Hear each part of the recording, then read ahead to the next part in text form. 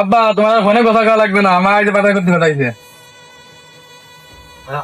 তা আমার সাথে চল, আমার একা একা বাজার আনতে কষ্ট হয়ে যায়। আব্বা তুমি বিয়ে করছো? দেখ দি বান্দর বাচ্চা কয় কি, আরে বিয়ে করি না তা তুই আছিস কোয়ান্তে, তোর বিয়ের বয়স হয়ে গেল আর তুই কে যে বিয়ে করিস? কব আমার বিয়ের কথা কই ফেলাম, আব্বার বিয়ের কথা।